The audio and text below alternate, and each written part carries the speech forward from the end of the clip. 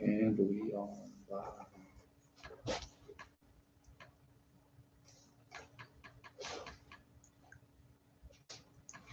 Something is coming on with this browser window. Okay. Let me just back.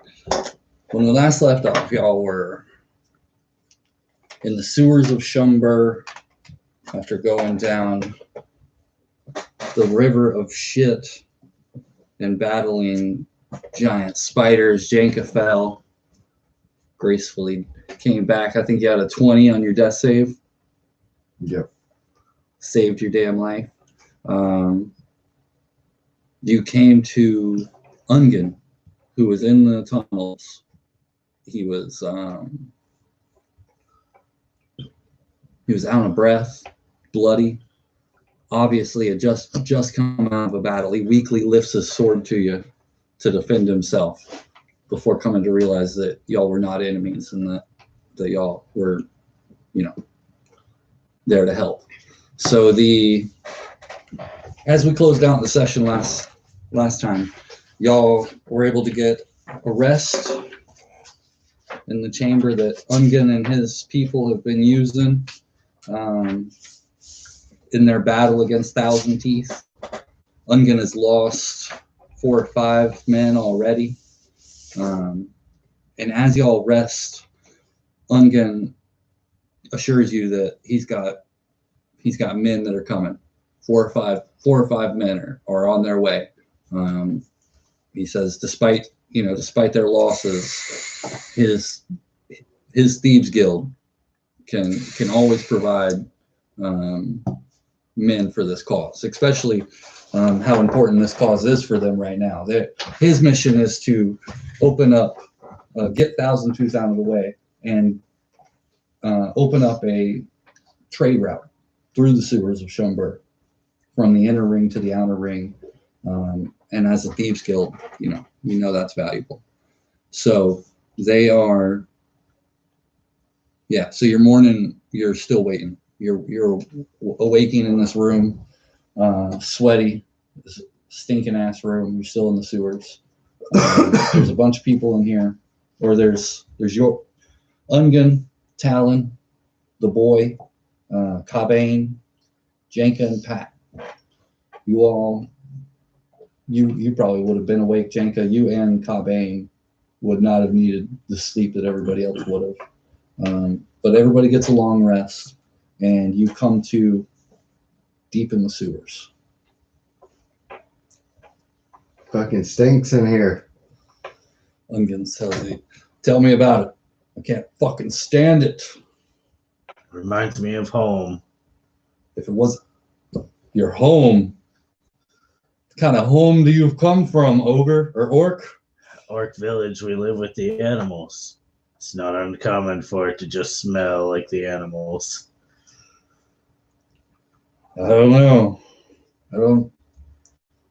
Unless you're talking about pigs, and my animals don't smell like this. Haven't met some orc animals then. So when do we get out of these tunnels? He says, once we defeat Thousand Teeth, it is a short passage. He's the only thing blocking the way. And bring on Thousand Teeth. I'm tired of waiting. We should wait for backup. My men will be here soon, I assure you. If you insist. I've lost men already. I do not want to go ill-prepared. All right, we'll wait. And Talon is probably cooking up a little breakfast in there for the boy, feeding him, taking care of the situation. Cobain is really interested in the situation with the boy. He is, wanting to know who this usurper is, how long the boy's family has been in charge. He's also interested if, sort of giving the boy a litmus test on, is this boy even fit? Cobain's very interested in this, and so he probably spent most of the night either speaking with Janka about your experiences with the boy, or beyond any curiosity with Janka and that whole situation. His next primary goal would be the boy. And I'm sure Janka would probably have a ton of questions for him as well. Ungen has noticed how Pat holds himself around the boy. Obviously, you haven't had your armor changed or armor minted or anything like that, but he recognizes you as a knight at arms for this boy, and despite being the leader of a thieves guild, he respects that. Ungen would, if questioned about his feelings about that situation, he would say that Thieves Guild can only operate properly if there's a functioning system in place already. We don't steal from people with nothing. Gotcha.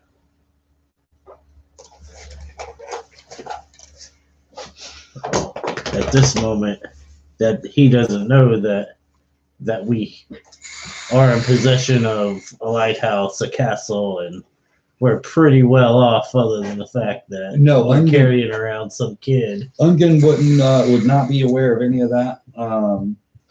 He would, like I said, Cobain would recognize your knightness, and Ungen would too. But they only know what you allow them to know. So. Right.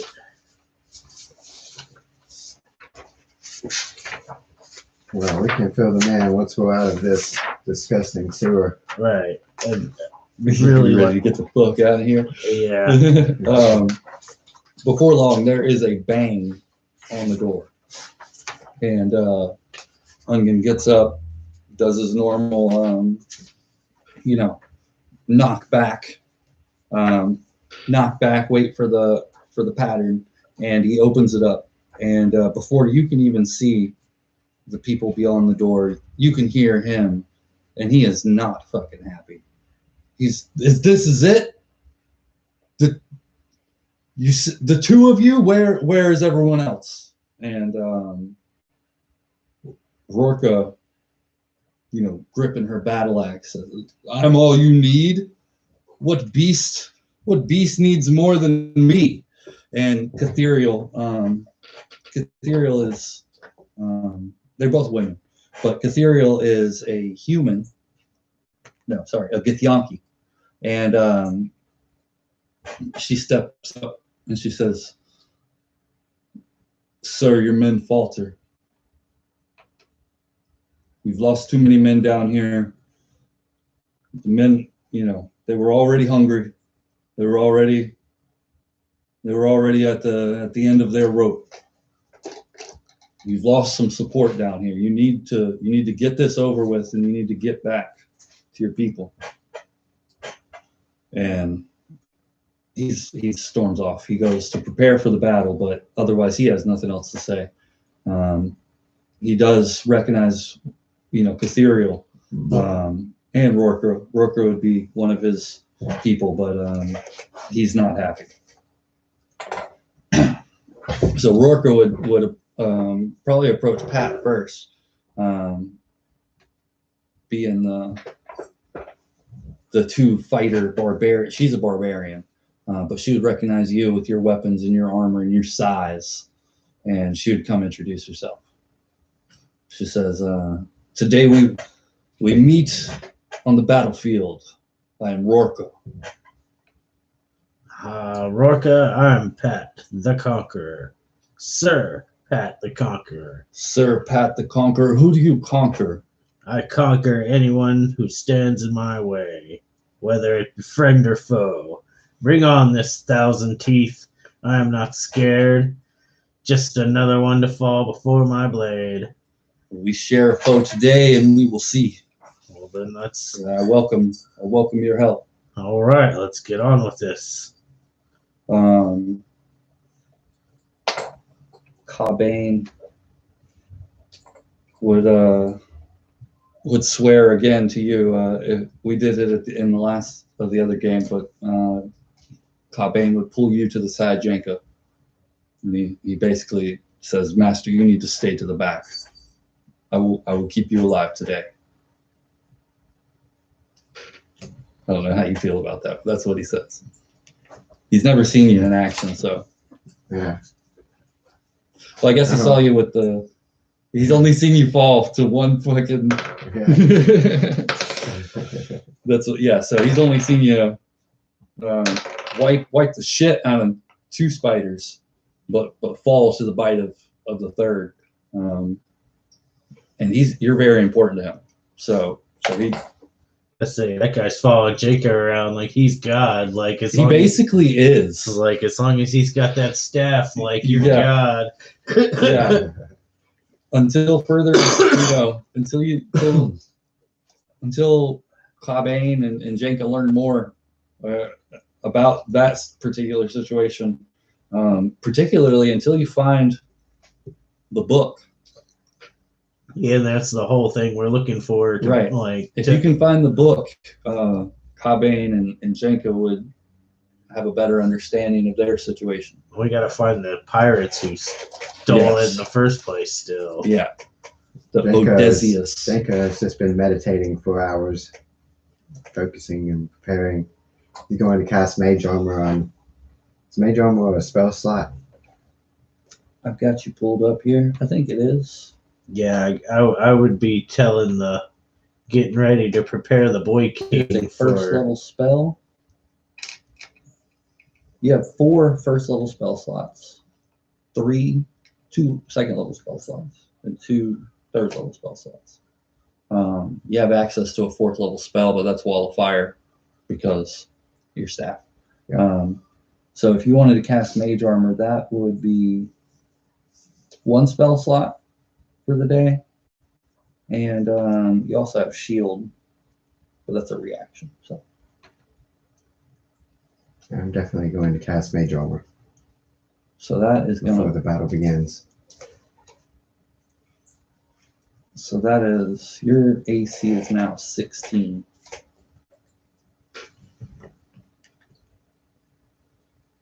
Your AC will be 16 for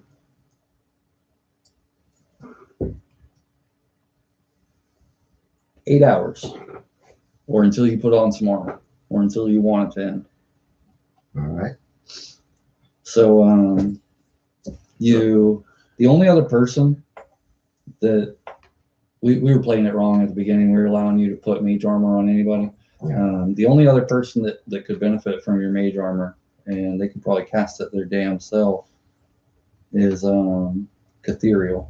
Damn, I should just be like Catherial doesn't have the Pat spell. whispers to the wizard, "Hey, throw that mage armor before we get in this thing. Like, Yeah. I'm gonna need that. Like when this dragon goes to hit me with magic. Like, Yeah. What other first level spells do I have? I don't really use very many first level spells. You've got Burning Hands, but you also have Burning Hands on your staff. Yeah, Magic Missile and Shield. Shield is well, armor class is up one. All right. in the background. You can just hear the same roar that you heard at the end of the last session. Just this What's your armor class right now? Inhuman Already, Pat. monster. 18. And somebody's gonna have to roll an 18 or a 19 or a 20 just to hit you, anyways. Uh-huh. He can't benefit from mage armor. He would have to take his armor off. Yeah, fuck that. Catherial could use it. Yeah, And she would end up with 15. She gets AC 15 instead of 13 with mage armor. So that's going to be 2 of your second level spell slots. First level spell slot. Yeah, sorry. Hey, wizard, can you brew me an ale?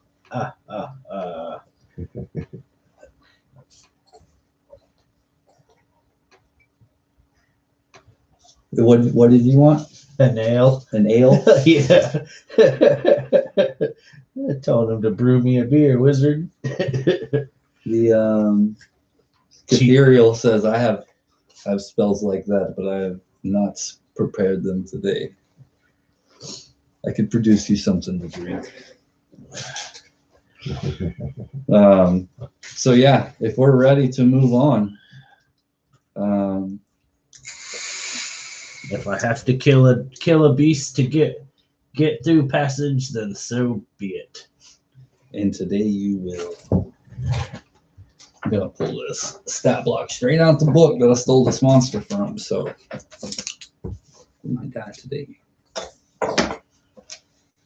Be alright as long as you ain't rolling 20s. You And I'm not rolling ones. Like, see, that right there is gonna get us killed. Can't be doing that. You would step out of the room that you're in. Just a small chamber in the sewer, sort of the maintenance area, retrofitted as a camp room. You'd step out into a hallway that, at the end of this hallway, dumps out into a very large room. Half the room is filled with water, and we're just going to depict that on this map by drawing a line through. Everything on one side is like a beach. It's gradually getting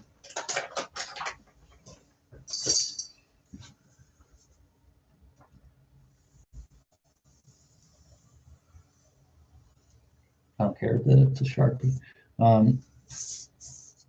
So we're going to go about 3 foot, no, 5 foot for every 5 foot. So here is 10 foot deep. Here's 15 foot deep, 20 foot deep. It's sloping down. Room's filled with water. Your room will drop you off into right there. It'll set up minis. Beyond that, there would also be 2 large platforms. These are rocks. They're sort of flat on the top.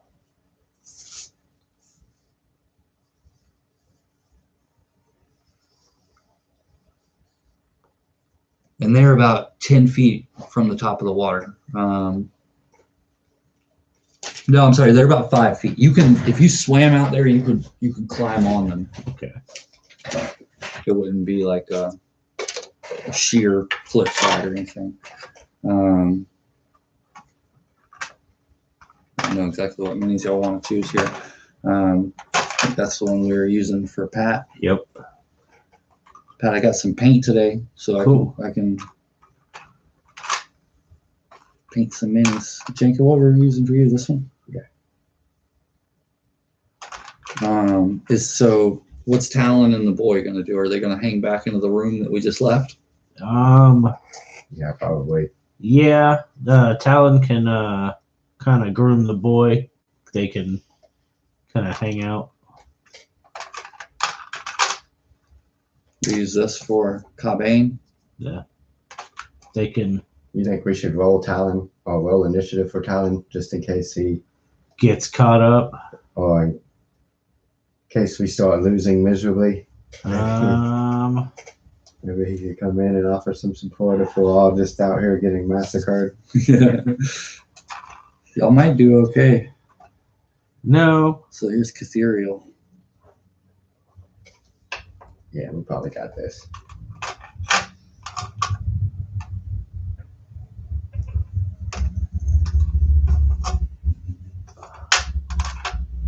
Here's Rorka. All right, so we got Rorka, Catherial, Cobain, Jenka, Pat, and Ungen.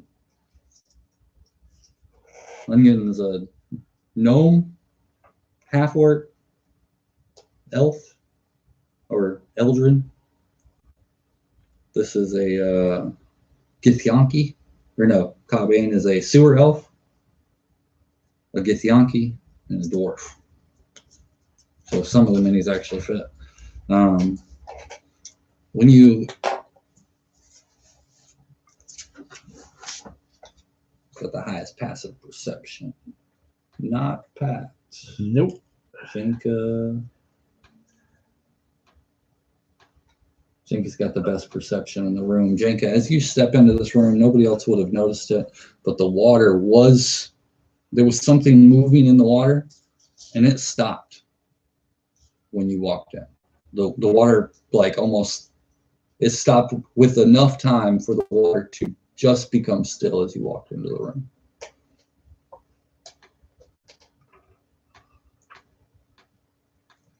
Ungen would say, "Are we ready? We are. I've lost many men in this fucking pond already. I hope you're ready to fight." Is the beast in the pond? He is. He can reach out of it too. But otherwise he'll try to stay in. He'll try to drag you in as well. He's like a kraken. He's like, I don't know this term. I'm gonna don my cloak of the manta ray. Does that allow you to swim? It allows me to breathe underwater. Nice. Does it not also give you a swimming speed? I don't know. Let me see. Yeah, it does. While wearing this cloak with the hood up, you can breathe underwater and you have a swimming speed of 60 feet per round. Oh wow. Pulling the hood up and down requires an action. Oh, So got plenty. that's what you just did. You Yeah. flip your hood up. Yeah. 'Cause now I can use my javelins underwater, and I can just use them as a melee.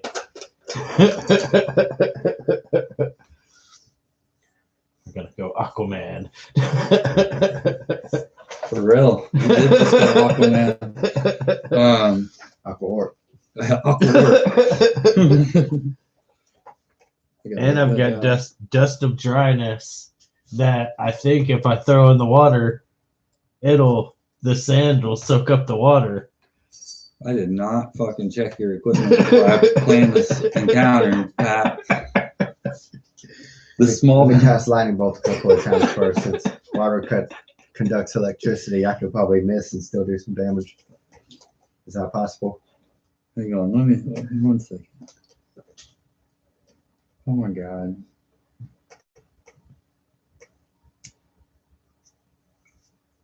Just try this thing out. He really can. I'm gonna expose your monster. The cool thing about that is that you can suck up all this water and it makes these pellets. Uh-huh. But then you can smash the pellet and fucking dump that water. Sweet. That's crazy. I didn't realize that's what you got when we rolled for those items. That's pretty cool. So if you want to use it, just as we get before we roll initiative or anything like that.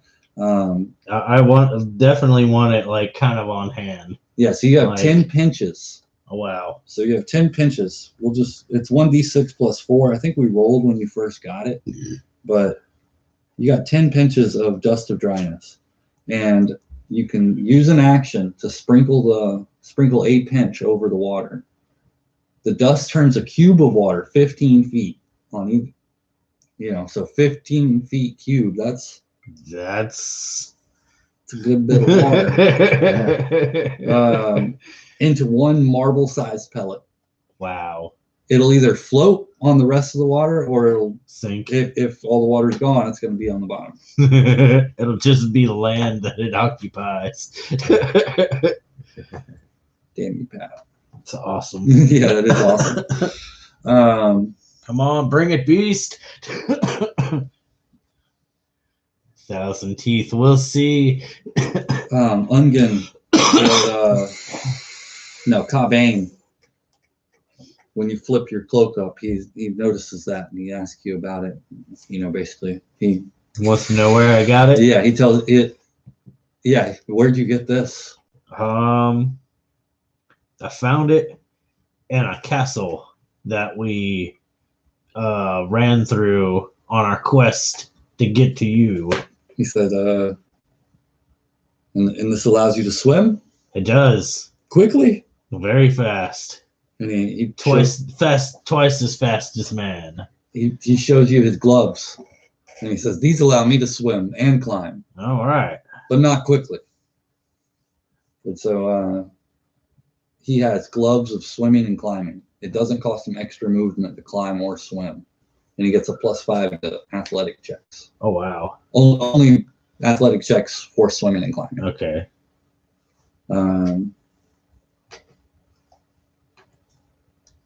Otherwise, Thousand Teeth isn't going to let us keep sitting here in his area. We're on for initiative. Mm-hmm. All right. We're going to roll for Thousand Teeth. Janka. Got a 16. 17.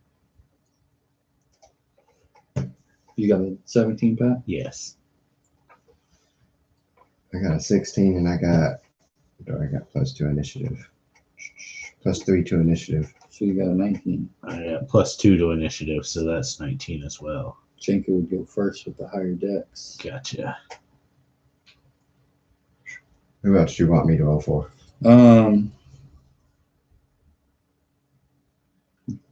Let's see. We'll give.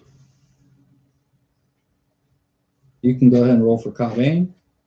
Pat, roll for Ungen. All right.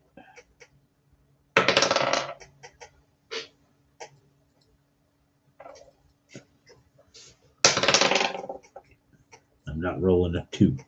12. 12 for Ungen. He has a +3, so it's a 15. Okay. Cobain gets a +2. 15. Right. And Jimmy roll for Catherial and Pat roll for Rorca. All right. 11 for Catherial. 10. So 13. Yeah. 13. Glare off the side made it hard to see. All right. So a lot of initiative. Top of the round would be Janka, followed by Pat, followed by Cobain, followed by Ungen,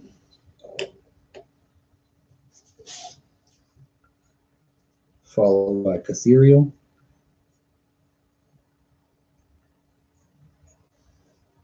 and then finally Rorca. Now, Thousand Teeth got a 9, so he's way at the bottom.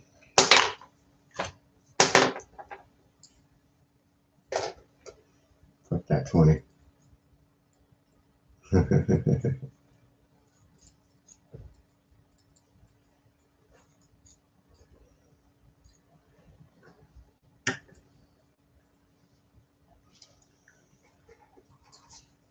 All right, just like from investigation, can Jenka even tell exactly where Thousand Eyes is to even begin to attack?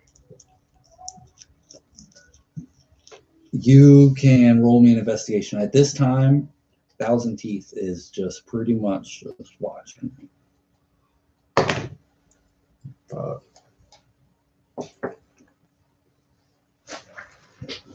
Yeah, so roll me investigations for the room. Got a 9.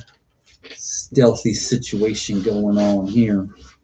I got a +6 to investigation. Nice. I rolled a fucking 1. You rolled a 1. You look up, Pat or Jenka, as you are investigating this room. You're watching the surface of the water. You're seeing those platforms I talked about. You're underground, and so there's it's sewer surface, sewer ceiling, like Teenage Mutant Ninja Turtles tunnel type shit. But the room that Thousand Teeth is in, this room, the ceiling's much taller. And as you step down to this tunnel, and you are now taking a look around the room, scanning the water, you look around. You rolled a 1, and this gloop of just like slimy shit drops on your face. And it's like this fucking like snail shit, you know?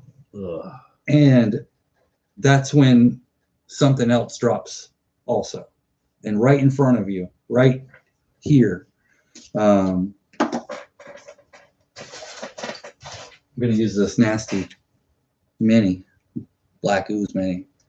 But what lands is a fucking octopus with 2 javelins. No shit. He's got like a little bit of armor on his little head. He's got 1 eyeball in the middle and a beak. And he's in 2 of his hands, he's got javelins. And 1 other hand just looks like it's ready to punch you. Awesome. And that's the 20 for initiative that you saw. So Jimmy, he's gonna fucking try to stab you with one of those tridents. This is you, right? Yep. Boom. With a 17. He has a +7 too. But D8. 4 damage, Jimmy. Minus Get 4. stabbed with an octopus.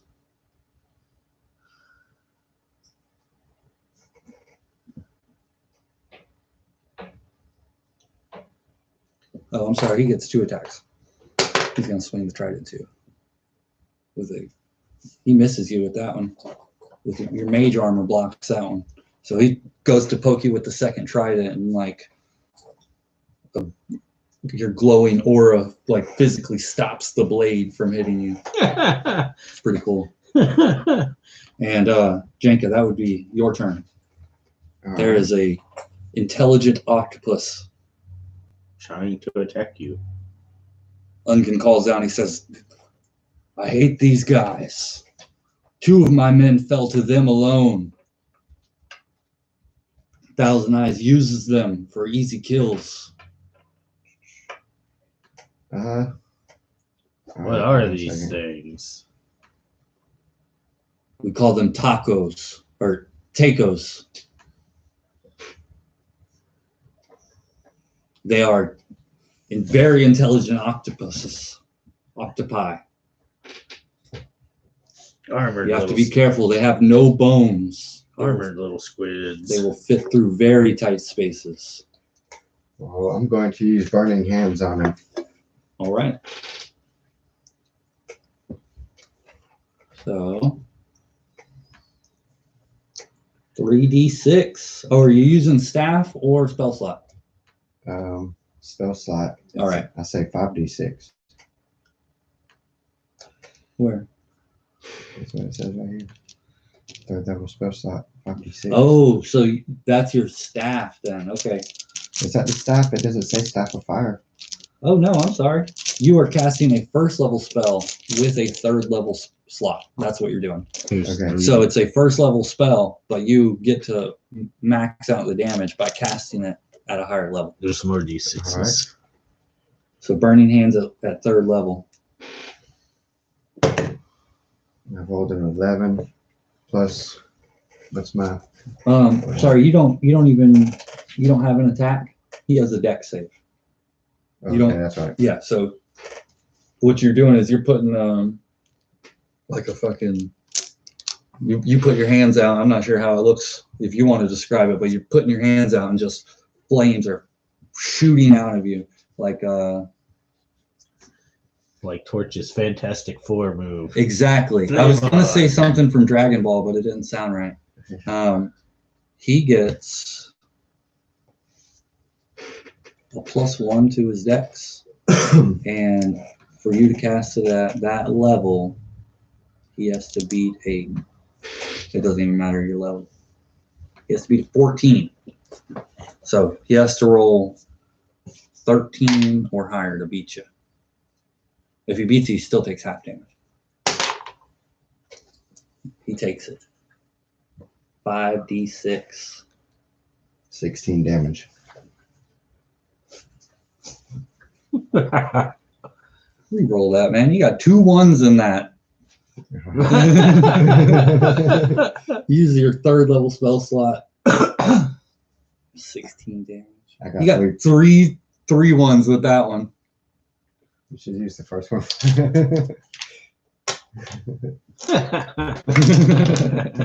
Golly. It's not going good.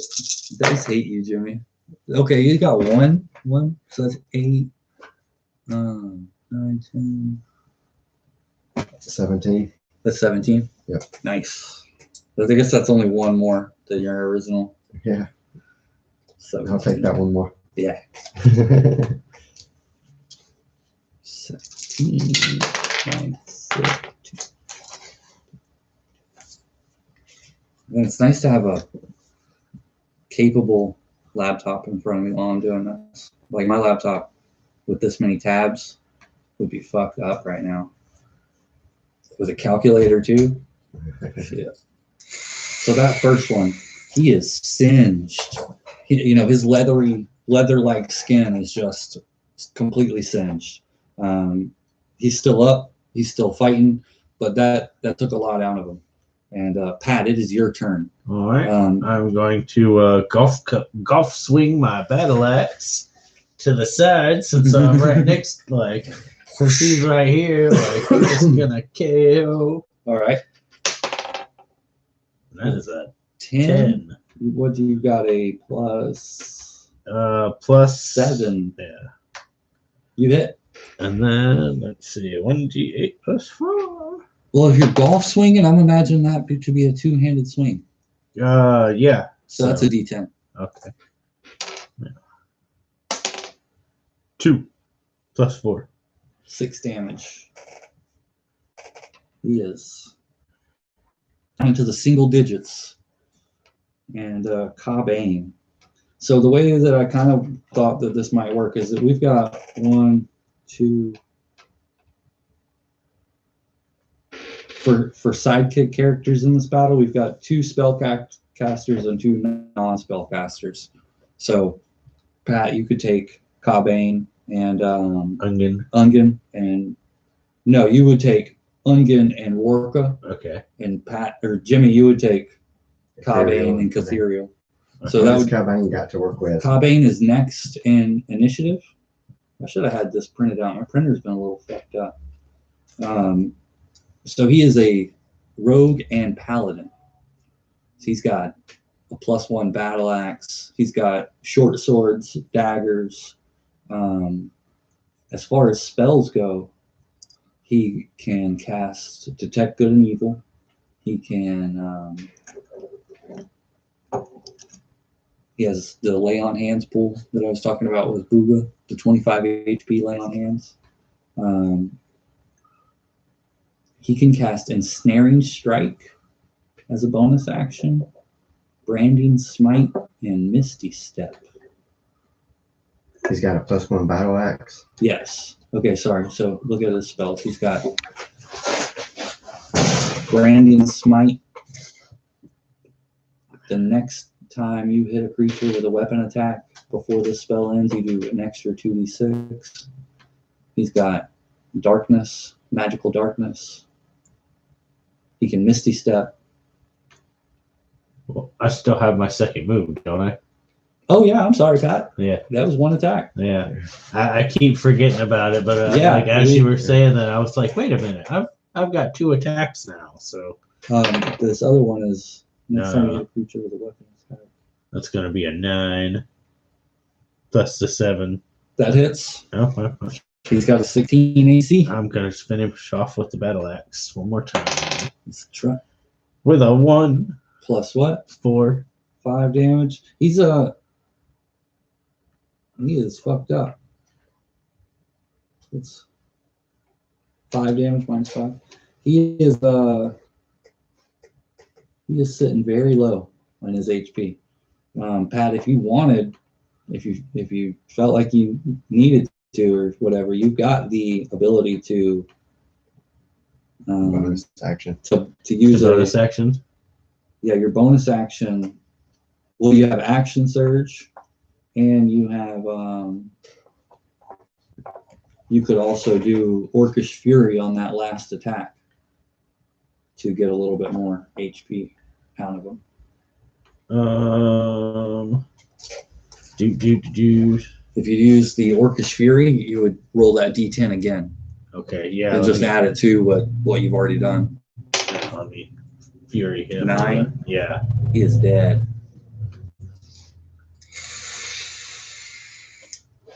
So at this point, battle would sort of go to a lull for a moment. Cobain, roll me a investigation check. A 3. What are these squiddy things? Is there anything that you would want to do as Cobain other than just try to look for your next enemy in this situation? Yeah, he's just going to absorb his surroundings. Any movement that you want to do or anything like that? Maybe step forward a little bit.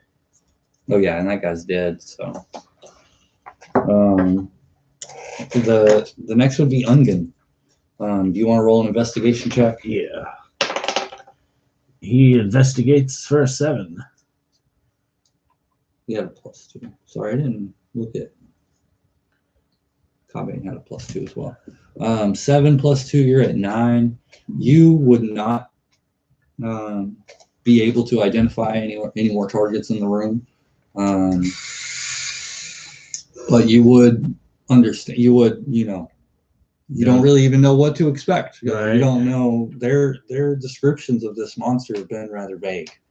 In this, we just fought something that fell from the ceiling. Yeah.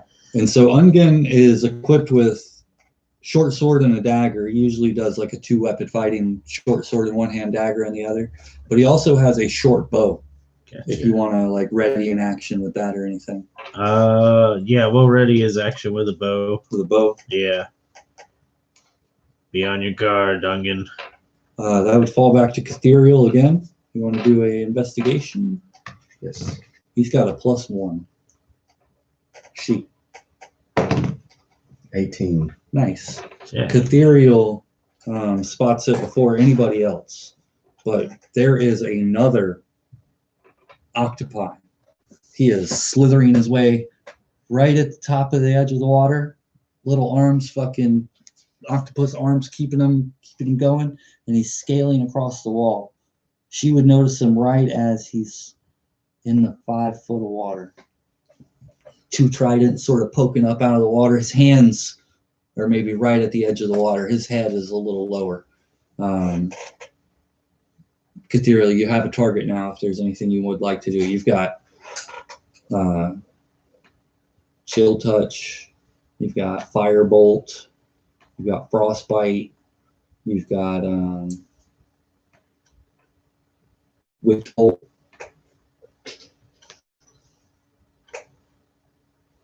What does Witch Bolt do? Witch Bolt is a D12 lightning damage. Lightning damage? Yes. All right. That's what I'm going to do. Okay. He's going to cast Witch Bolt. This is a ranged spell, so you're going to roll the D20. You have a +6. And he's got a 16. 18. Nice. So you're going to do 1d12 lightning damage.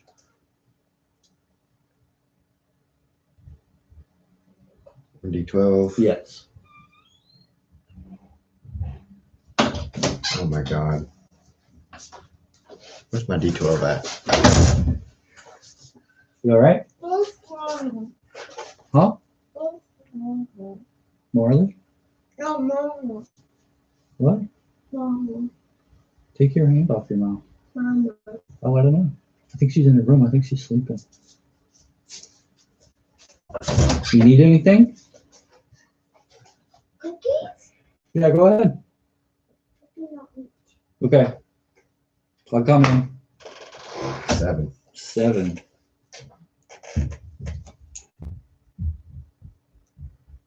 So that's water in the water too.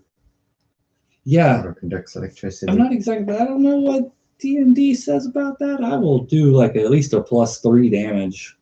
It seems like electricity would fuck up a gelatinous creature. It seems like it would shock everything in the water. Like it would definitely shock any other creatures within a range. Yeah. So you would you would know that there's nothing else there because nothing else reacts. Depending on the amperage of your lightning, is how far it would travel through water. I will say him being completely soaked with water, you at least get a +3 damage. What's your proficiency? Jenka's. Yeah, you get a +3. That was So that's a that round. was ethereal.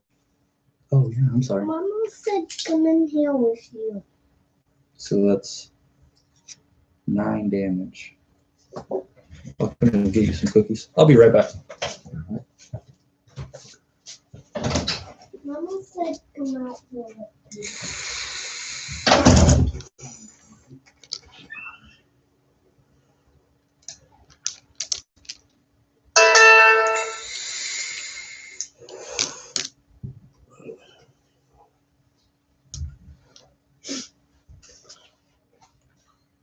Well, I bet if Jenka just cast lightning bolt right there in the middle of the water somewhere, it'll probably affect almost most of the area. Level 3 spell, 8d6. Let's see. I don't really have anything else. Yeah, I don't use any multiple dies.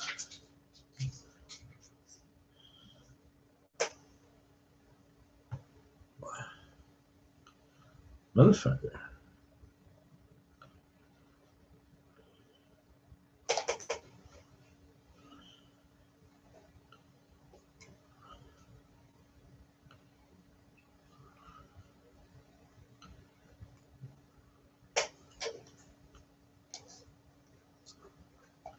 But yeah, I'll fuck him up. I'm gonna get out there and just chuck some of this dust of dryness out in the water and soak up the beat, like Yeah. take away the water, and then just pick one of them up and smash them against something and drown them. So Ethereal blast this guy in the water. Taking lightning damage. Use the spell slot. And it would go to Rorka. Rorka, you have a great axe that you use with two weapons, or 2 hands. It does a D12. You've got a javelin that you can throw. You've got Warhammer that you can use one-handed or two-handed. And you can use a Warhammer in each hand. Damn. That's pretty baller. 2-weapon fighting with a Warhammer. And as a bonus action, I don't know if you've ever looked into playing a barbarian at all. As a bonus action, you can enter a rage of up to 1 minute. Wow. So you gain advantage on strength checks and saving throws. For 1 minute. For 1 minute. You get a +2 to melee damage with strength weapons. Resistance to bludgeoning, piercing, slashing damage. You can't cast or concentrate on spells while raging. And your rage ends early if you're knocked unconscious. But it gives you that extra damage and gives you advantage on strength checks and saving throws. Well, this thing's pretty far away, so there's. You do have a crossbow as well. Yeah, if I got a crossbow with a bolt or 2, yeah, let me take aim and +6. 2. That's a miss. So yeah, there. She has 2 attacks per round as well. Okay. So you can. Let me try that again. 13. Nice with a +6 that hits. All right. You got a D8 +3. +1 +3, or 1 +3. So 4. Okay. So before this guy's even had a chance to present himself, he's taken quite a bit of damage. The water would shift at this point, and you would see that the water is moving now, and right as the water breaks, what you see is the giant head of a giant crocodile, and he is coming out. He is like exposed himself now. I don't have a fucking good mini for this. I really hate that I don't have a good menu for this. I will have to get something in a moment.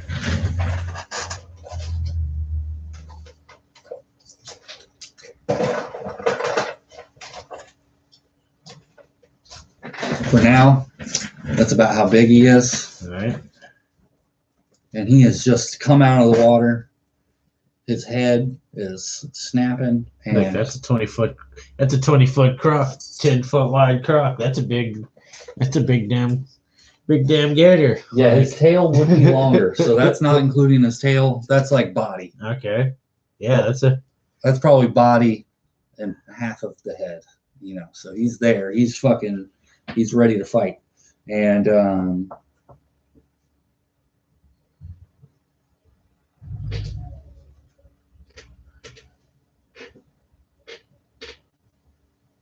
Ooh, I got an idea. Get an idea. Pet's got an idea. Skills. so he's gonna make himself, seen. He's gonna get up on the beach there, and he's gonna come forward, and he's gonna bite Cobbing Oh, fuck. with a +7. Ouch. Cobbing Is 14 armor class. gonna die. He misses. So the bite attack misses. Thousand Teeth makes 2 attacks, one with his bite and one with his tail. So the tail, infinitely long almost for the table here, is down in the water. And this big wave of water gets everybody wet as the tail comes and tries to smack him as well. It's a 16. That hits.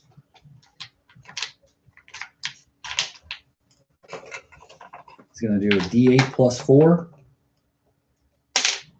So that's 5 damage to Cobbane. -5. And he needs to make a strength saving throw, Jimmy. Cobain does? Yes. You have a +2. 11. With a +2. You fail, and you are knocked prone. You're not dead, but you are knocked onto the ground. It'll take half your movement next round to stand up. All right. This next taco comes out of the water, and he just nasty slithers with his legs and goes right for Rorka. Actually, let me look at the taco. Let me look at him. He's got full speed like everybody else with those little fucking That's octopus legs. Yeah. So Rorka's got an armor class of 16. The taco is going to come up. One trident in each hand, make 2 attacks. First one hits. Second one hits. D8 for both. So 6. So 12 damage to Rorka. Rorka still doing real good. She had 60 to begin with. While I'm going through, I'm going to go ahead and enter everybody else's damage. Jenka, you took 4 damage. And it is Jenka's turn. All right. You've just seen your compatriot step forward, and before he even had a chance to react to the enormous, larger-than-life alligator or crocodile known as Thousand Teeth come and make a swipe at him. He just got knocked the fuck out with a tail. At the same time, this nasty-ass octopus thing Is coming up to with his fucking shore. trident has come up. I'm going to use my second, 3rd level spell slot to cast Lightning Bolt Okay. On what? on Thousand Teeth. All right. He Wait, needs to. you gotta Yeah. do a dex save. Yep. So It's a good thing too. A stroke of lightning forming a line 100 foot long and 5 foot wide blast out from you in a direction that you choose. Are you sure that that's what you want to do? Maybe I want to move over here first. Yeah, You want to move out the way, 'cause, that works. Yeah, line of sight Maybe is not kill important. Cobain. Yeah. You certainly have the movement to do that. Yeah, so now he needs to make a deck save. He's a fucking giant crocodile. He fucking is gonna fail it.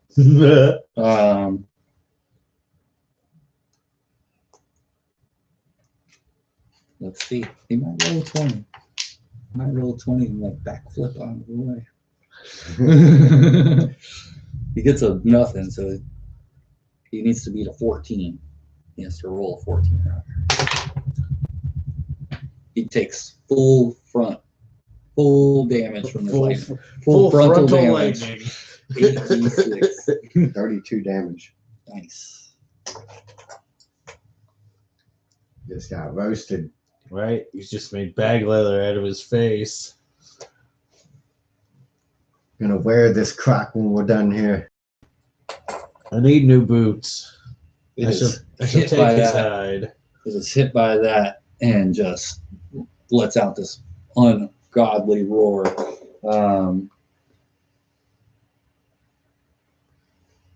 Everybody roll me a Constitution saving throw. Shit. 11. You beat it. 7. Janka has a +2, so you fail it. Pat has a +5, you pass it.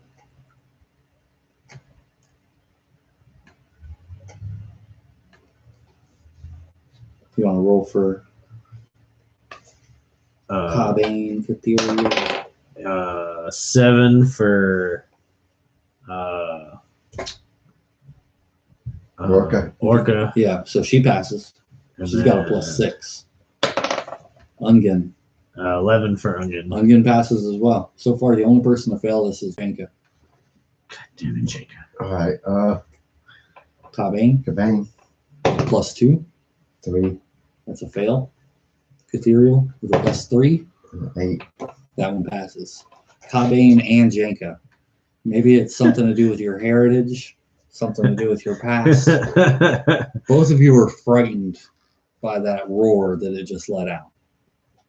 Why am I fighting? I just fucking hit it with a fucking lightning bolt. Something about his reaction struck you as, oh my, I didn't realize what we were fighting. Holy shit. Do that.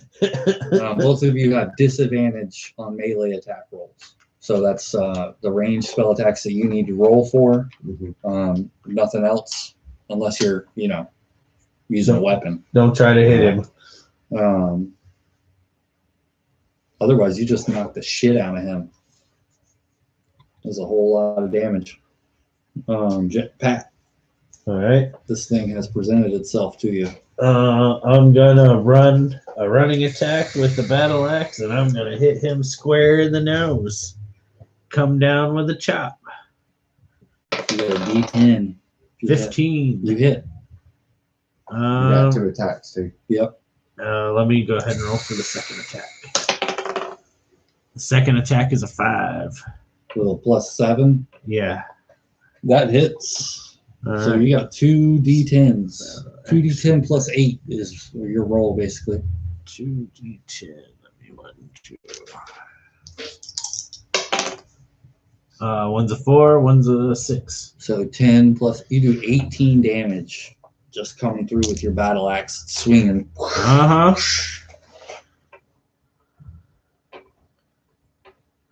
Hit him with the one time. Anything else that you want to do? Where do you think you were there? Yeah, Right just there?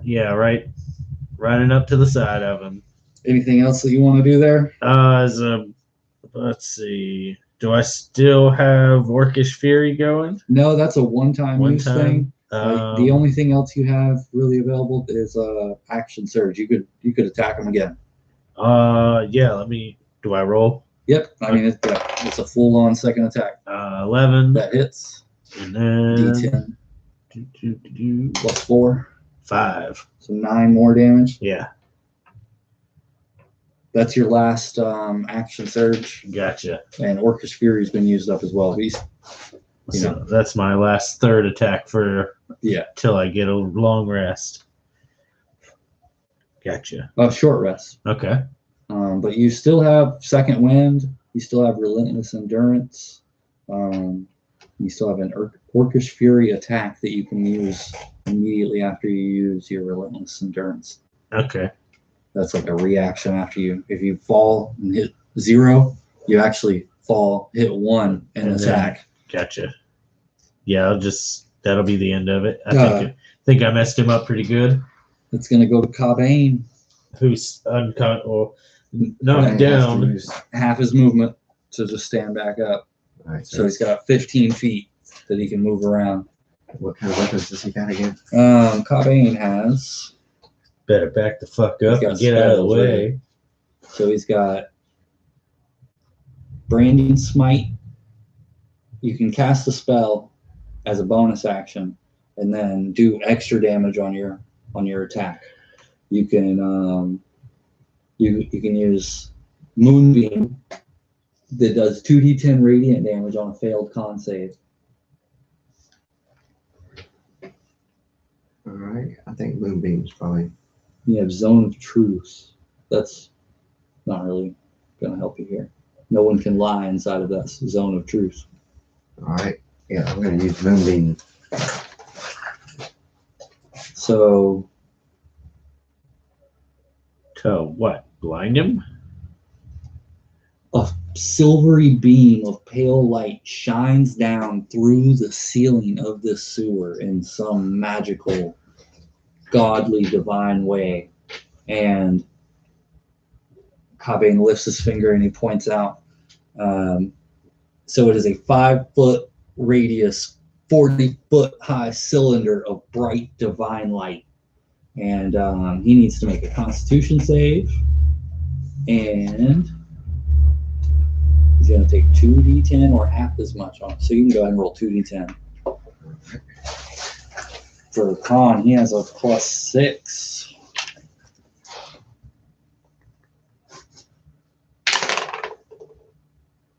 He still failed it.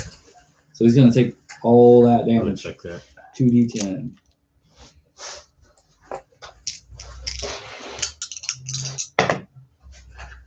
Two threes. 6 damage. And that is 1 second level spell slot.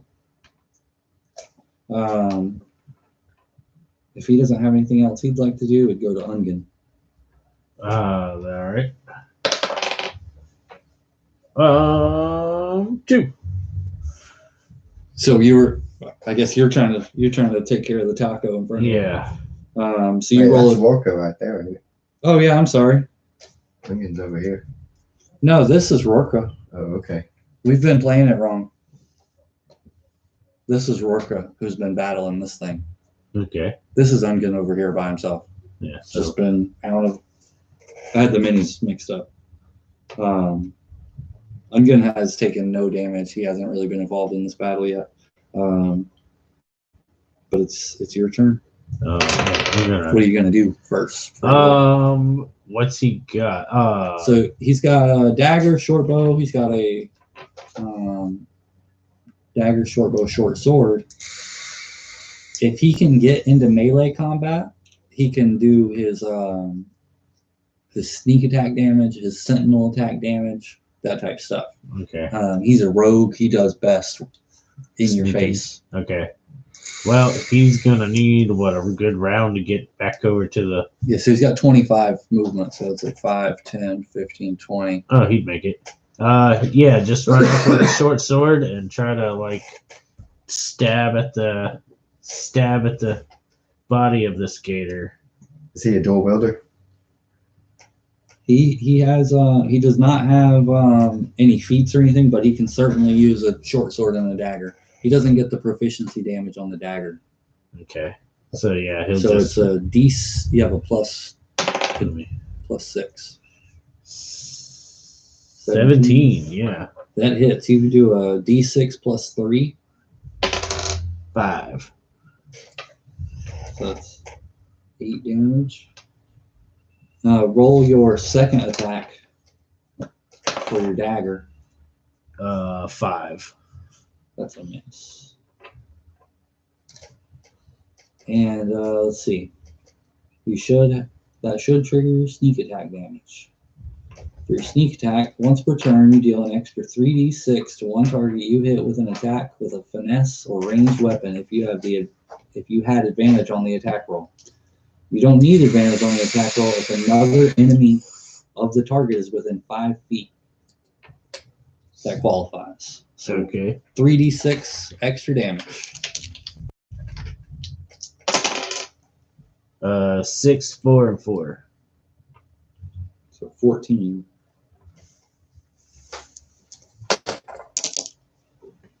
That's going to go to Catherial's turn.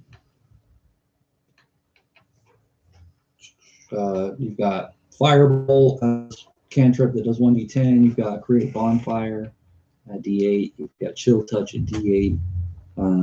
You've got another Witch Bolt. I'm sorry. She already used that once. Yep. I'm gonna cast Firebolt at that other octopus thing over there. Okay. So you got a d6 to the attack roll?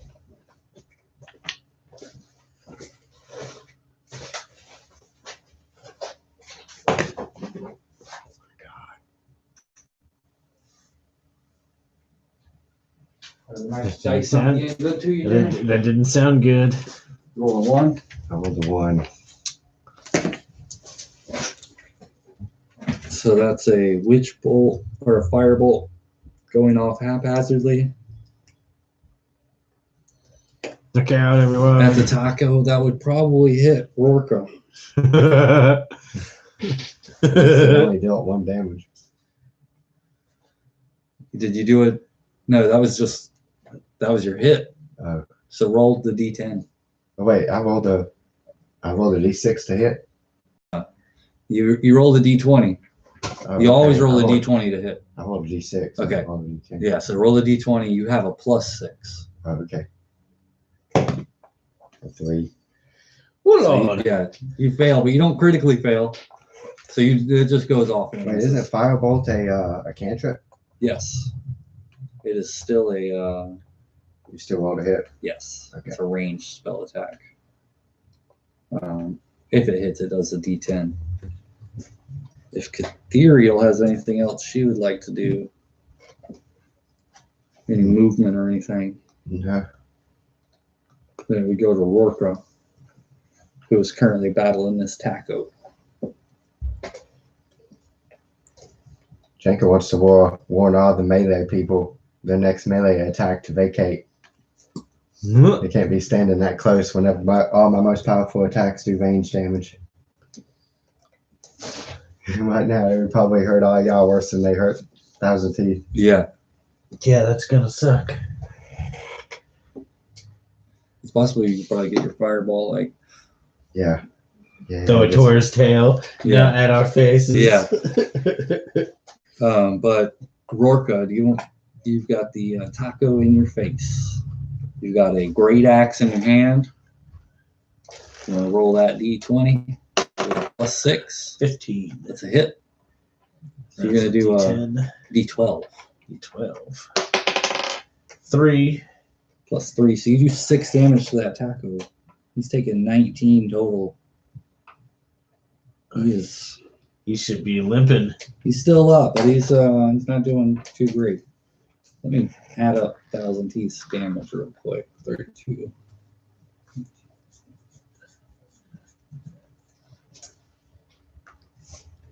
Ooh. Thousand Teeth is not doing too well. So he is let's see, we got Pat the Conqueror, we've got Ungen, and we've got Cabane right in the front line. And then Jake is lightning bolt of like pain. Yeah. 32 damage.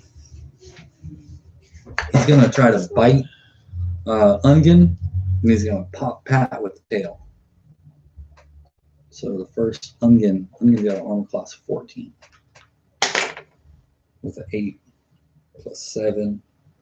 That hits. He got a 15. So 2d10. It's not a battle until somebody falls. Bye, Onion. 6 damage. 6 plus. So he does 10 damage to Onion. 10. And then with the tail, pops around to hit Pat. With 17 plus 7. Oh no. He does a d8. 8 damage to Pat. Shit. And make a strength saving throw. 16. Nice. You have a plus 7 to that as well. So you succeed. You are not knocked down by that damage. Take it. And shit, how much did I say you took? How much damage? So Was what? it 8 damage? Yeah, 8 Yeah. damage. Thank you. 8. And the taco is going to two trident attack Rorca So my hit points are in the 40s. Like, not worried. with a 19 on the first one and a 14 on the next one. He hits Rorca with both. So he has plus 7 to both. It's a d8. Where's your shield at, man? 10.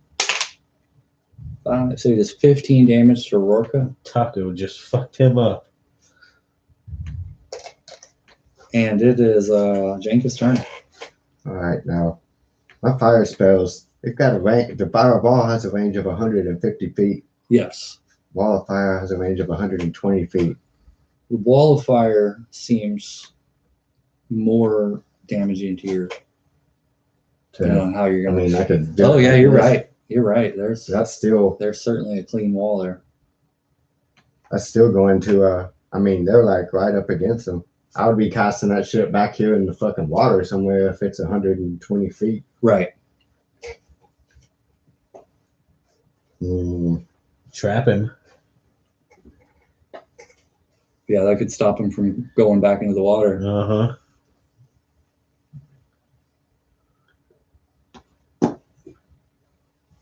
Or yeah, just run a line straight through the center of him, like cut him in half with a wall of fire.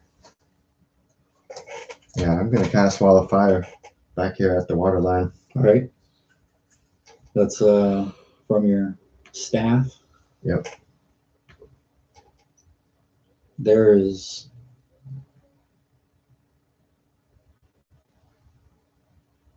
I guess he can make that deck save, but I don't see how he could possibly succeed it, even if he rolls 20. It'd be hard. He gets nothing, plus 0. He fails it. He's gonna take all 5d8 damage that you got. 5,000 teeth, Yeah. Yeah. 24 damage. We will feast on Gator. This wall of fire lines basically right on the shoreline. The water just engulfs in flames, and he screams. He's lifting his head up. He's roaring, and he's gonna, burn. He's gonna plop down, and Ungin is gonna make a deck save. It was a 9+. He's a rogue. He won. He got that. Plus 6. Ungin has to dive out of the way as he his head comes crashing down, and he's dead. The taco is still alive. It would be Pat's turn next. I'm gonna turn around, and I'm gonna club swing the battle axe 1 and 2 times. Plus 7 to both. So 1 and 8. Both of those fail. So you're trying to hit this guy, and his little arms are getting out of your way. Cobain's turn now. Oh, yeah, you still have movement. No, since I just used both of them, I'm just gonna. It'd be Cobain. Let's call Bane's ranged weapons. He's got a bow, I'm sure. Everybody's got a bow. He's got a short bow with a +5 to hit. He's got spells that do range. He's got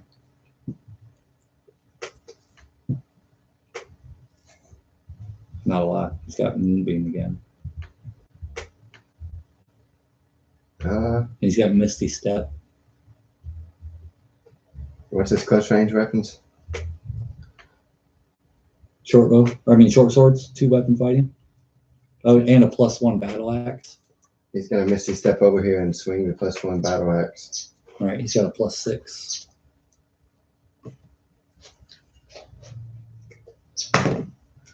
Crit.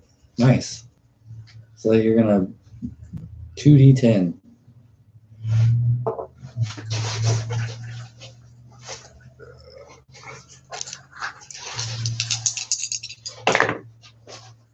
Three and a 3. +3.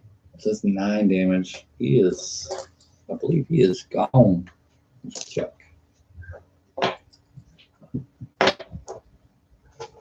You are able to take out one of the trident holding arms of this thing, and it just flops down to the ground. The little arm is still like popping around, and otherwise it's still fucking fighting. It would go to Ungen back here. Ungen gets 16. He is going to. You said he had a He's got a short bow. or a crossbow, or Yeah, he's got a small bow. okay, yeah, he's going to use a short bow with an arrow, and he's going to shoot it at the taco. And what did you roll? It was a 16 to start. Yeah, so it's a D6 +3. 6. 9 damage. He's done this time. He's done. And so is Thousand Teeth. His body just like sort of, the weight of him is sort of just pulling him back into the water. Hold on a second. I was gonna eat that. Y'all like gator? A little greasy, but it's already cooked. Right. Cobain says, sounds good. But Ungen is like, I do not eat sewer beasts.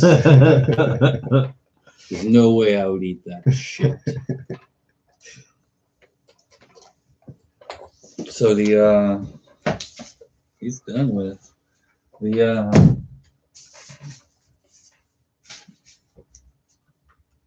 the rest of the way out of here is very straightforward. His body's there, but beyond this pool, you see that its deepest point is about here, and then it's got equal distance to another shallow bank on the other side, and there's like these big iron grates in the sides of the room. Like this is like a flood chamber for the city if it takes on too much water, and on the other beach, basically, Ungen says there is our way out, and there's a big iron door standing on the other side. Let's get out of this filth. Yeah, the only thing left in front of you is basically swimming through this shit water to get to the other coast. Jake is going to hover. Let me see that on your character sheet again, Jake. Wait, he doesn't have levitate? I don't think he does. Can we turn Thousand Teeth into a raft? Yeah.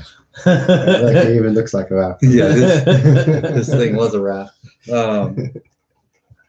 It would take time, but yeah, you could certainly turn him into a raft. Ugh.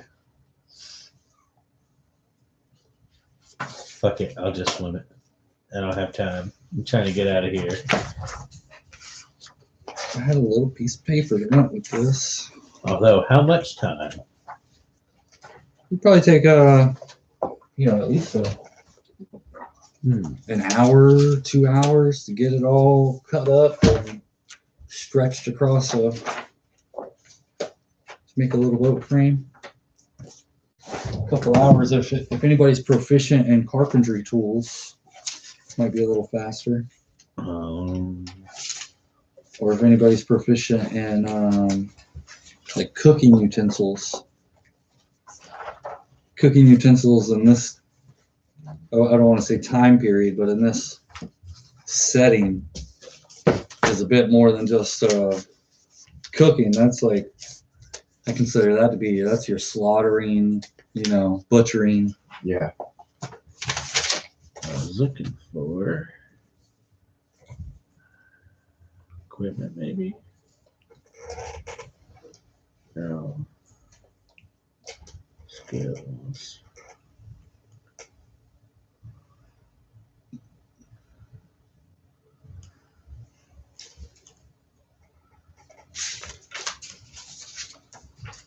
Right.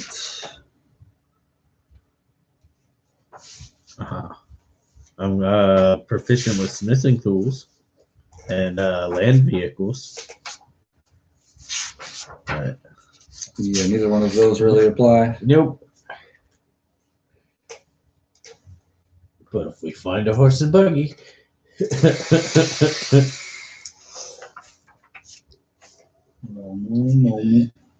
We're with the Thieves Guild. Maybe they can come and do a horse and buggy. Yeah, once you're on the other side. right? Ungin says, I thank you greatly for your help. I'm curious what the next stage of your mission is.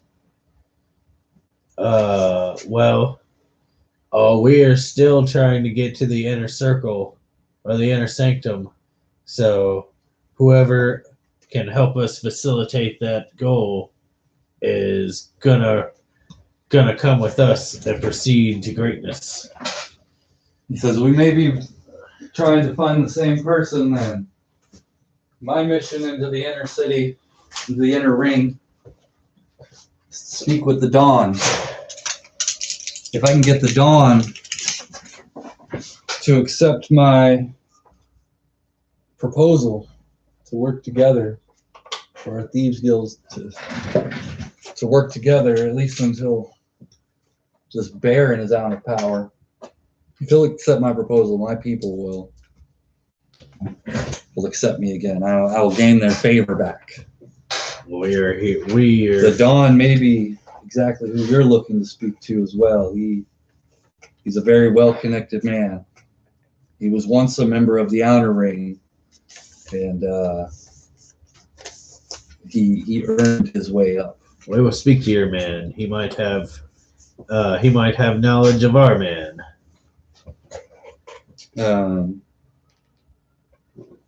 Going through the water. Are you making a raft? Taking time. It'd be a couple hours under here. No, we'll just Yeah, we'll go ahead and across there. trudge across. on. Yeah, Um, because Filth. Jimmy, you do have the invisibility spell, so no one else would have to see you do that.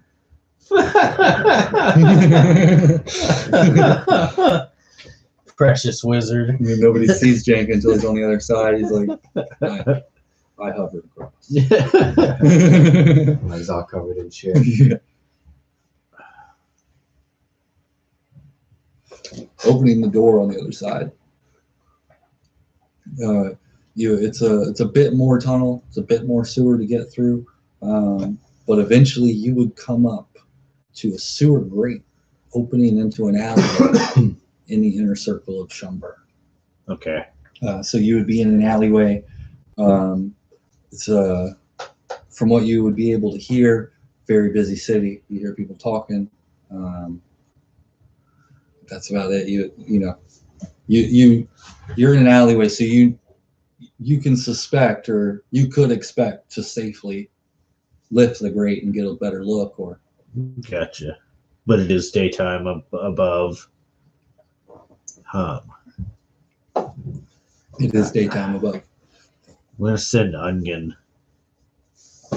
Let him take a look. Yeah, have him look and peek to see. He sticks his head up and he says, I can't tell what part of the city we're in, but we're certainly in the inner circle. I don't know what district. He said, but we've certainly made it. And he says, I've never seen a street so clean. My Let's get it dirty. Who's gonna be the better person to send up first to make sure that we can all, or 3 of us, get up? I need me, Jenka, and Cabane. Cabane. And Talon and the boy. Yeah, we Yeah, have. at this point, you would have got him before you crossed that water. Yeah. Because we need the boy now. Like,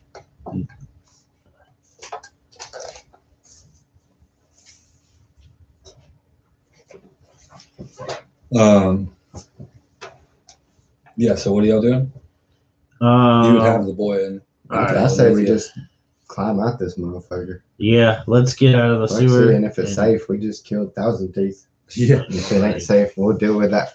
Yeah, we'll deal with whatever. Like, Yeah. You will see if you ever come through the sewer again, you will see that the ecology of the sewer will forever be changed with 1,000 teeth gone, and that the humanoid beings under there, the sentient creatures, can have a bit better foothold of life under there now. That they're not being hunted by octopus men and drawn off to be fed to gators. to giant fucking gators. I don't know if you put that together. That's how he was able to feed and get big. He can't fit through these tunnels. He's like locked in this room, basically. Right. But those little guys slither around and Drag his food to him. yeah. All right. This is your first time ever leaving the sewer, isn't it, Cabane? It is. And it's like he immediately is assaulted by the sun. He is a sewer elf, but on paper he's a drow. He has a light sensitivity. If he's ever to battle in broad daylight, he fights at a disadvantage. He'll need to find, some items, some headgear, some eyewear, something to help him in above surface. Yeah. He Give him is some better garments. Yeah, he has spent his entire life in the darkness of the sewers. It's like bringing an albino out in the sun for the first time. Right. He's seen fire, he's seen light, he's seen magical light. But there's even that doesn't compare to the fucking sunlight beaming down on you. So immediately he is. If y'all are already out of the sewer and in the alleyway, you would be in the sort of the center area of a long alley, maybe 60 foot away from you on either end. You would see busy streets, people moving, people walking.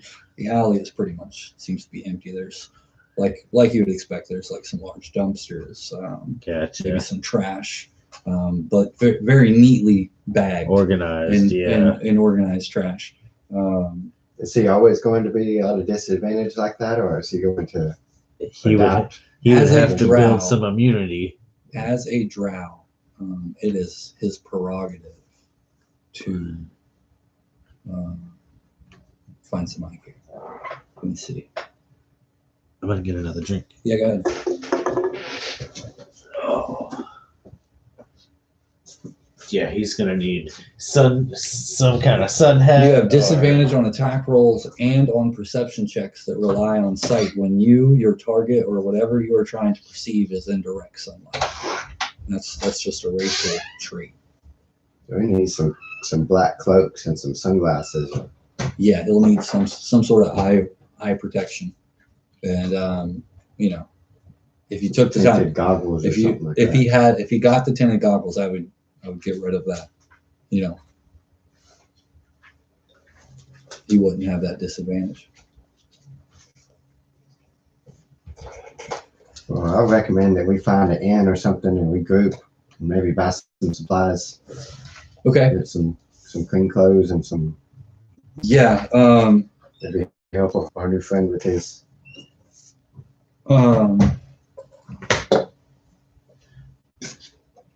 I don't know. So if that's what the plan is, I assume that you would probably mention it out loud. We need to clean up. We need a room. Regroup. We need to regroup. Ungen says we we're not welcome here. This is the inner ring. The guards will certainly be called if we walk into the inn like this. He says, does anybody have anything? And he says, I don't even know how you are still alive, Catherial. I thought men hunted your race to extinction. And Catherial is a Githyanki. I don't know if you recognize that name. They're like space pirates from the astral plane. Okay. These guys are crazy, but they're like green skinned, like tall, lanky. I can pull up a picture, but he says we have to do something. Now that Thousand Tooth is gone, we could go back to the outer ring and prepare, but I don't think it's wise to Maybe we should just reveal ourselves. Maybe we should just go to the castle and knock on the front door. Wish to speak to. Need to speak to the man in charge here. Catherial says, "I think I can get us a room." And she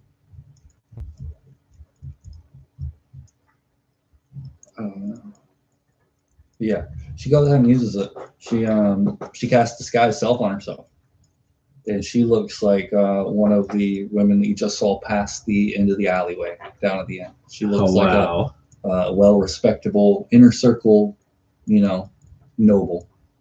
Maybe get us one with the window so the rest of us can climb through the window and not walk through the inn. Yeah. Coming out towards the end of the alley, you would see that you are in sort of like a like medieval London. This is much nicer than the outer ring. This is a well-kept, built place. The streets are cleaned, sidewalks are cleaned every night. The buildings are scrubbed. Like this is even weather, just the grime from weather and shit like that is cleaned up. This is like a very nice, pristine place. Marble buildings and just very nice looking architecture and everything. But across the street, and there are carriages, horses, and more exotic creatures coming across. One you would notice would be a six-legged camel. He's got 2 extra legs in the front that allow him to gallop at a weirder pace. But he's pulling a buggy. Even like the merchants that are going by have nice wagons, like covered wagons, and it's none of this peasants in the street selling vegetable shit. It's everybody's wearing nice clothes. Everybody's got nice robes. But across the street, you would see a very nice inn. It would be a 5-story building, windows around, and as long as Catherial can get in there and get the right room, you very well could get your way up into the window. Well, yeah, we let her take the lead in her disguise, because Jank is an elf.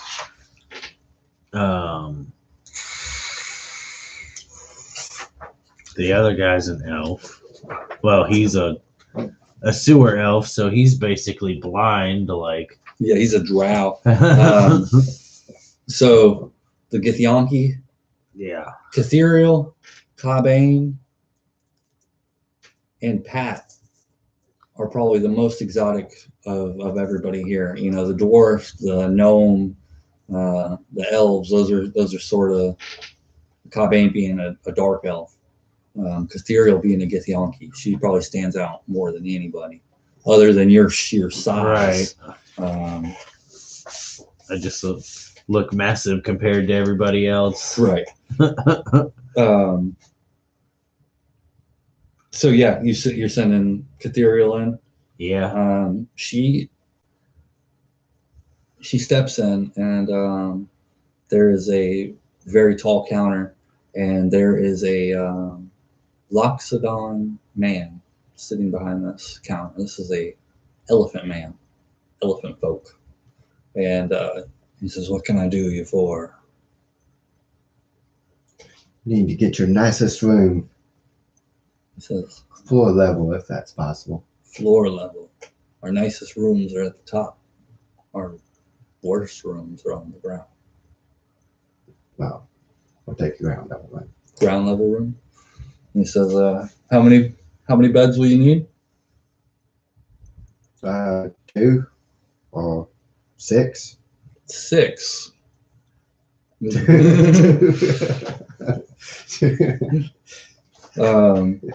Roll a deception check.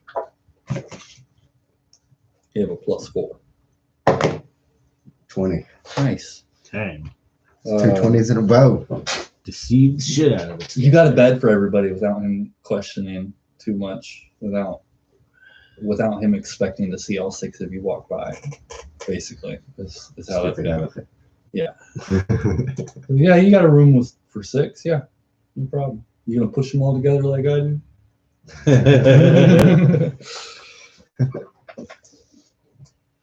But yeah, so ground floor, around the back, the windows open, but they don't open a whole lot. So the window may not be the best way for you to get in at ground level, but being ground level, you could probably sneak them through the hall. All right. Well, Sneak all 6 of them? Well, what I'm gonna do is, since she's already inside and got the room ready, and everybody else, we're all just kind of down here. I'm gonna go up, and I'm gonna walk into the inn as me, just me, and I'm gonna throw some cash around and see what I can just dig up from somebody. See what the elephant man's just got to, like, what info he's given up for cash. And then I'll just get another room, and we'll have 2 rooms. Like, we'll have a nicer room. So this is like the streets in the city. this is the alleyway you would have come across. This is the inn over here. I got you. Pat, I'm not sure if you caught the whole disguise self part of that situation. Might want to roll a 20 on deception if you're going to do all of that. You're definitely going to be making a roll.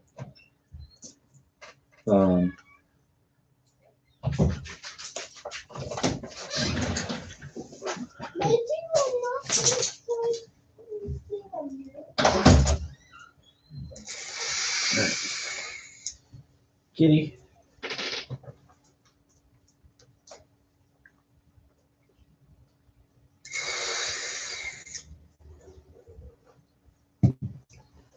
Man, if I rolled a 20, I should have told the elephant just to take the rest of the night off. Right. You know?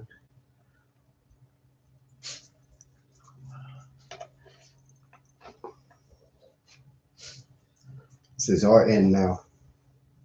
It will be once I go in here. Figure out how much gold I got. Drop 10 gold on him and tell him to just disappear, dude. Like, what do you know of this? What do you know of this king?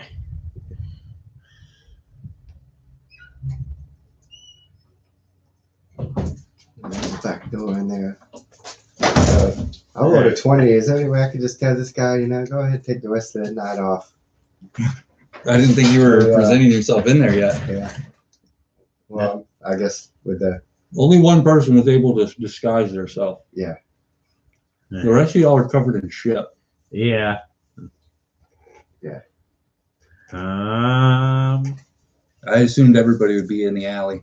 Yeah. Let her go ahead and get the room and get in, and we'll just one at a time it. Yeah. It'll be a stealth check. Coming through a side door. Oh no. So Pat. 3. Not very stealthy at 6'1". Let's do a group check. So what we're doing is there's 6 people.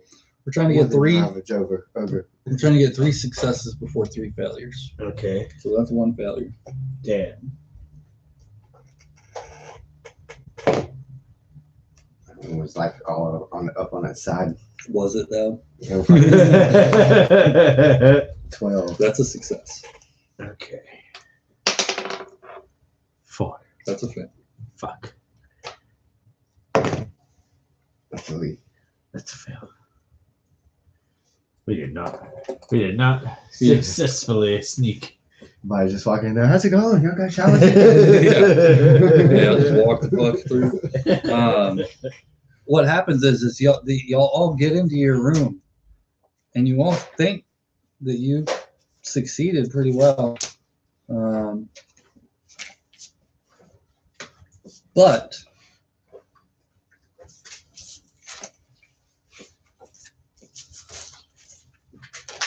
it looks like a whole building, but this is y'all's room. So you got the 5 beds at least.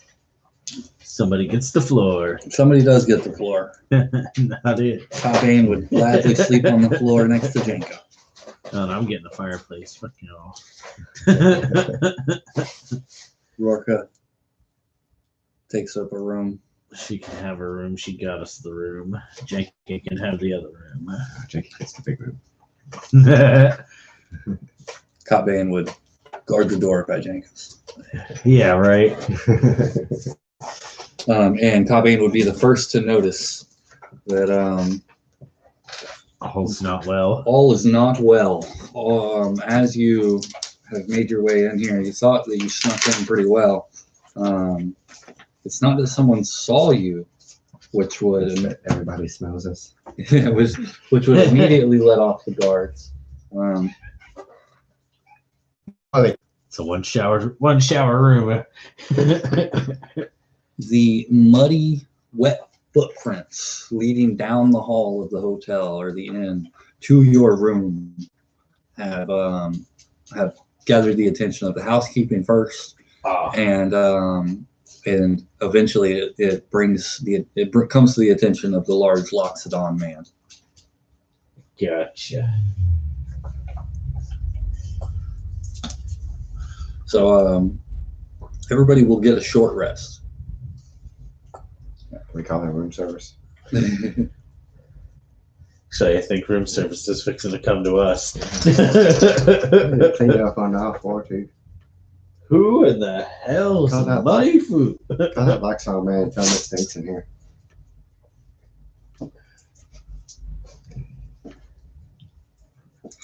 Hey. No. Get off me, kitty. What the fuck? Jenko, roll me a hit dice. Let's see. Hang on. It's a D6. D6. Ow, ow, ow. 6. So you heal 8 damage. So you're fully healed off that short rest. Pat, you didn't even take. I took 8. Yeah, you healed up too. Roll me a D10. 6. Nope, that's a 9. So yeah, so you're fully healed as well. Both of you did use a hit die. Nobody got a full rest. Somebody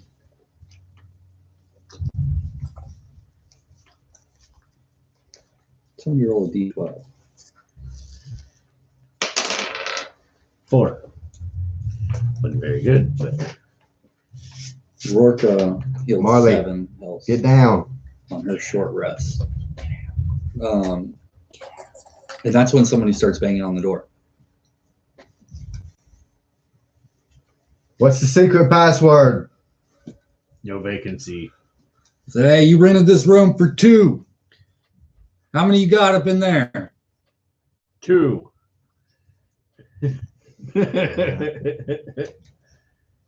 So 2. we only saw the 1 come through. Who you got in there? We're gonna need to see everybody. This amount of mud doesn't seem like it should be coming from the inner circle. Does she still got her disguise on? It would last an hour, but she can certainly cast it again.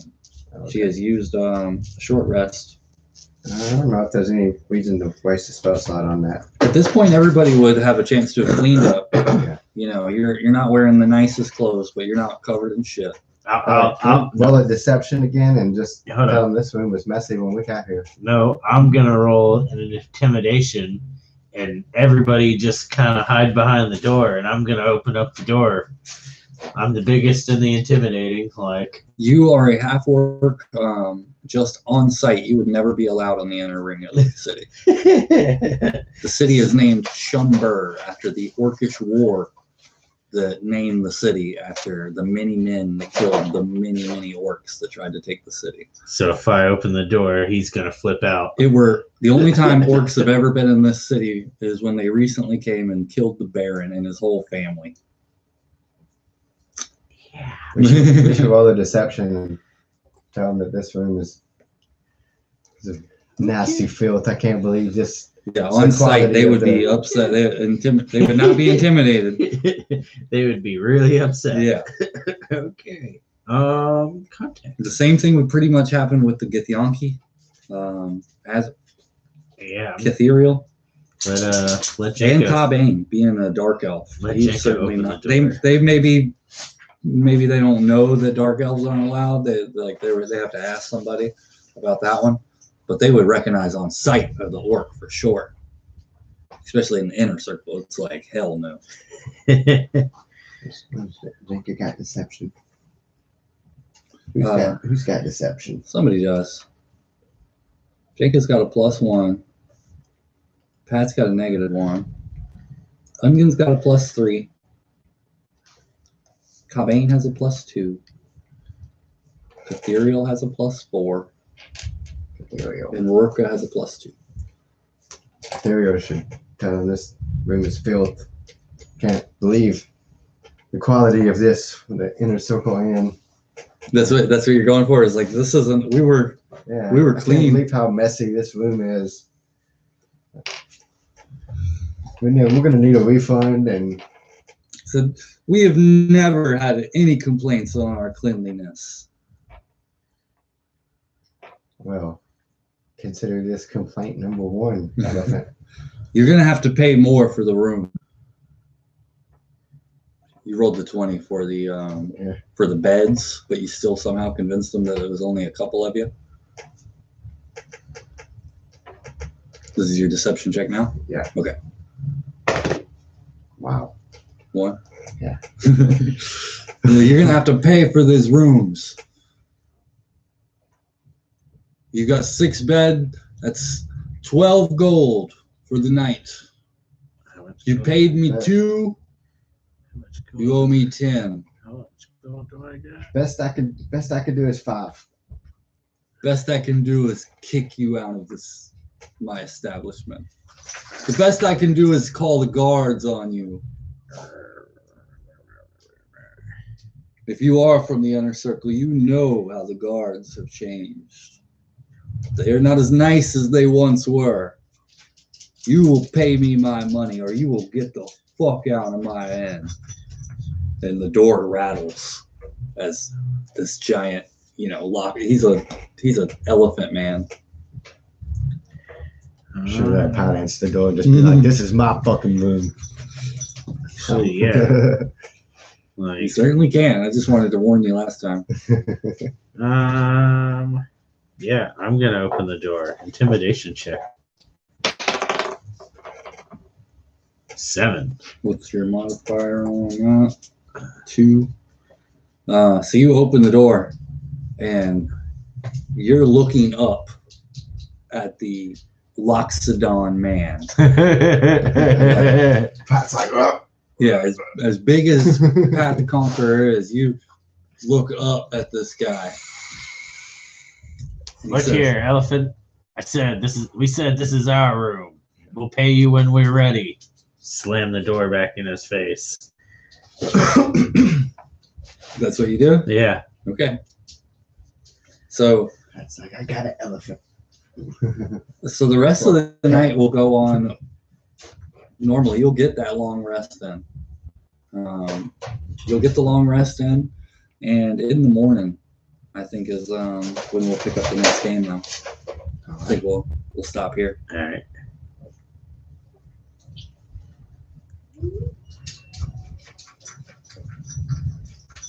Let's set this in on fire all the way out. I don't think we'll need another end when we exit here. Fuck you, Elephant Man. The boy is like just taken back at the the nature of the people in the city that he grew up to rule, and he's like, y'all are the coolest people I've ever met. Why are they acting like this? Like, what the fuck? And he's like, why does it matter that he's an orc? He's like, I hung out with the White Tusks, and they were reasonably cool. I guess they killed my parents, but they had to do that. They were nice to me. I didn't know people who acted like that. The orcs have done terrible things in their past. I cannot say that it's all been for the benefit of man. Yeah, I know that there was a war and there was always trouble in the past, but I thought that was just a long time ago. Not long enough. Janko is a very intelligent person. He knows that shit's gonna be ugly In the morning? in the morning. Yeah. He's got history too, I think, so he knows that they don't like orcs. He's probably like, damn it, Pat, why'd you have to go to the door? You kind of told him to. Yeah. I guess Jimmy told him to. Janko could still be upset about it. Hey, Cujo. You're gonna whoop that ass, Molly. You fucked up, Marley.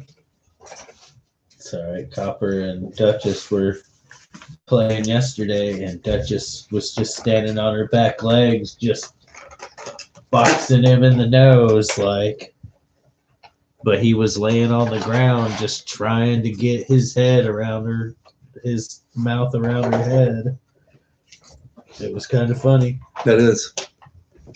But she's got that feral fucking claw, man. Like, Maybe if I put all of my dice on the highest one all the time, it'll bring me some kind of luck. here you go. Oh, yeah. Hang on 1 second. Keep that for just a minute. I'm going to get this cleaned up. And let's say goodbye to the... Are both of y'all watching right now? I haven't been. You haven't been watching? You're watching? Mm-hmm. Then let's say bye to the one other person that has been faithfully watching this stream for the last 2 hours. Thank you. I hope you liked our game. Yeah. Bye, internet viewers. Viewer.